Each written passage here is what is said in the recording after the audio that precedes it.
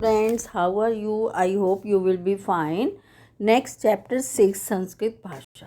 हमारा प्राचीनतम साहित्य जिस भाषा में लिखा गया है उसका नाम है संस्कृत भाषा, देववाणी या सुर भारती। संसार की समस्त परिष्कृत भाषाओं में सबसे जो प्राचीनतम भाषा है वो है संस्कृत। संस्कृत बोलने और लिखने वालों ने संस्कृति तथा सभ्यता का निर्माण किया है। भारत की आधुनिक भाषाएं संस्कृत भाषा से ही निकली हैं। जो सारी भाषाएं हैं आधुनिक, वो सारी कहाँ से निकली हैं? संस्कृत भाषा से ही निकली हैं। संस्कृत का मौलिक अर्थ है संस्कार की गई भाषा। अब जो है आपके पास एक क्वेश्चन बन सकता है कि संस्कृत का मौलिक अर्थ क्या है? संस्कार की गई भाषा। भाषा के अर्थ में संस्कृत का प्रयोग वाल्मीकि रामायण में पहले मिलता है। तो संस्कृत का प्रयोग सबसे पहले कहाँ मिलता है? वाल्मीकि रामायण में मिलता है। जब भाषा का सर्वसाधारण में प्रचार कम होने लगा और पाली तथा प्राकृत भाषाएं बोलचाल की भाषाएं बन गईं, तब जान पड़ता था कि विद्वानों ने प्राकृत भाषा से भेद दिखलाने के लिए इसका नाम संस्कृत भाषा दे दिया। संस्कृत और भारतवासियों का माता और पुत्र का संबंध। संस्कृत और भारतवासियों का किसका संबंध है? माता और पुत्र का संबंध है। संस्कृत भाषा हमारी भाषाओं में से प्राचीन है, सारी भाषाओं से प्राचीन है, यानी बहुत पुरानी भाषा है। अतएव संस्कृत अन्य भाषाओं की जननी है, यानी सारी भाषाओं की जो माता है। जननी का मतलब क्या है? कि वहीं से ही माता है, तो यानी कि वहाँ से ही निकली हैं सारी भाषाएं। ठीक है। इस भाषा के समान मृदुलता, मधुरता और व्यापकता किसी भाषा में नहीं है। इस भाषा के समान कोमलता और मिठास और विस्तृत यानी फैलाव सबसे ज़्यादा जो है ये भाषा यूज़ होती है, किसी भाषा में भी नहीं है। ठीक है। भारत की समस्त भाषाओं का जो स्रोत है वो संस्कृत है। संस्कृत के भंडार से ही विभिन्न भाषाओं के शब्द निकले हैं और निकलते ही जा रहे हैं। समस्त प्राचीन साहित्य, वेद, ब्राह्मण, उपनिषद, दर्शन, धार्मिक ग्रंथ और इतिहास आदि संस्कृत में ही लिखे गए हैं। अपने अस्तित्व की रक्षा के लिए संस्कृत का ज्ञान होना बहुत आवश्यक है। विदेशी भाषाओं का मूल यदि खोजा जाए तो वो संस्कृत ही मिलेगी। संस्कृत ग्रंथों के में छिपा हुआ ज्ञान विज्ञान हम आर्यों की प्रमाद से लुप्त होता जा रहा है और विदेशी लोग हमारे ही इस संस्कृत भाषा से ज्ञान विज्ञान खोजते हैं और अपना लेबल लगा लेते हैं, अपना नाम दे डालते हैं। हम अभागे लोग क्या करते हैं? उस आयतित यानी हमारे पास जो आता है ज्ञान, उसको हम पाकर धन होते हैं कि हमने विदेशों से ये ज्ञान प्राप्त किया है, जबकि वो यहीं से ही गया है। ठीक है, भारत से ही गया है। भारत के अन्य मतों का ज्ञान भी संस्कृत से में सुरक्षित है। जैनियों में, बौद्धों में के जो मूल ग्रंथ भले ही प्राकृत और पाली भाषा में हो, लेकिन उनके वस्तु विषय की सुरक्षा इन ग्रंथों के संस्कृत रूपांतर ने ही की है और उनमें जो भी कुछ है वो पहले संस्कृत में था। ठीक है।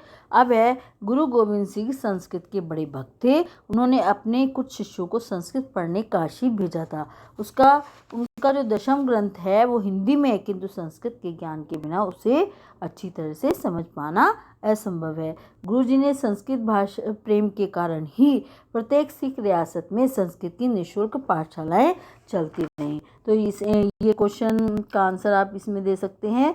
क्या है? गुरु गोविंद सिंह ने संस्कृत को क्या दिया है? तो ये आपका पैराग्राफ हो जाएगा। यहाँ से गुरु गोविंद सिंह जी संस्कृत के भक्त थे और निःशुल्क पाठशालाएं चलती रही, यहाँ तक आ जाएगा।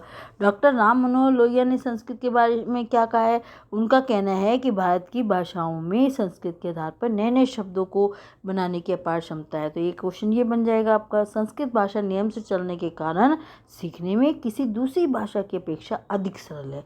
इसकी सरलता, सरसता और भावों के आदान प्रदान की क्षमता से भयभीत अंग्रेजी के गुलामों ने संस्कृत की कठिनता का झूठा प्रचार करके कि संस्कृत एक कठिन भाषा है, जनता को उस संस्कृत भाषा से दूर रखना चाहा। इसका नाता रोजी रोटी और सम्मान से तोड़ने का कुचक्र लगातार चलाया है। संस्कृत जानने वालों को विश्व प्रेम की विशेषता भारत की किसी भी भाषा को सीखने में दूसरों की अपेक्षा कम समय लगता है। यानी दूसरी भाषा अगर हम सीखें और संस्कृत सीखें तो संस्कृत में बहुत कम समय लगता है इसको सीखने में। इसके व्याकरण और अनुवाद का शिक्षण बुद्धि को वह शिक्षा प्रदान करता है। शिक्षण बुद्धि को कौन सी शिक्षा प्रदान करता है? जिससे कि छात्र गणित और विज्ञान के विषयों में प्रवेश उनका सुगम हो जाता है। जो संस्कृत भाषा का व्याकरण और अनुवाद का ध्यान कर लेते हैं, उसमें फिर उनको गणित और विज्ञान के विषयों में जो है वो सरल हो जाता है प्रवेश आना, यानी कि एडमिशन के लिए। ठीक है, तो दूसरी भाषाओं में भौतिक ज्ञान तथा धर्म की मोटी बातों का ही उल्लेख अधिक है, जबकि संस्कृत में इनके साथ साथ आध्यात्म विद्या का, असीम ज्ञान का अक्षय भंडार विद्यमान है। महात्मा गांधी अपने संस्कृत के अध्यापक पांडे जी का आजीवन आभार मानते रहे, क्योंकि उस संस्कृत के सहारे वो गीता जैसे ग्रंथों के रस का आनंद ले पाए।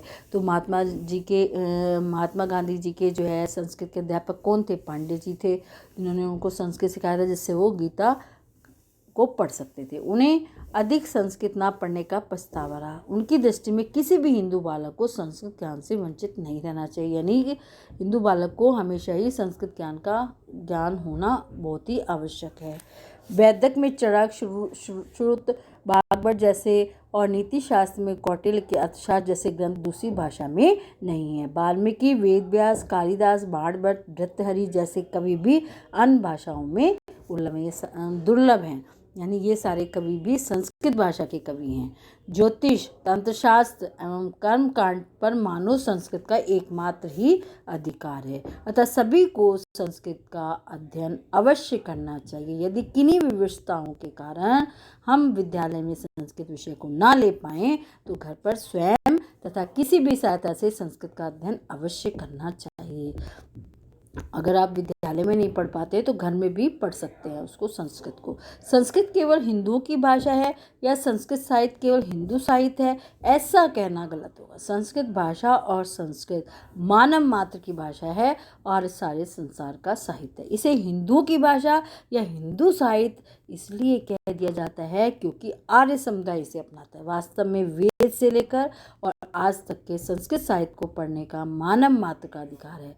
संसार के विद्वान ये मानने लगे हैं कि कंप्यूटर के लिए अगर ये सरल और उपयुक्त भाषा संस्कृत ही है, सबसे सरल और उपयुक्त भाषा संस्कृत ही है। यदि ऐसा हो जाए तो संस्कृत आज भी विश्व भाषा बन सकती है। तो आपको ये चैप्टर पढ़ना है और इसके कठिन शब्द को अपनी कॉपी में लिखना है। Okay, thank you, bye, take care.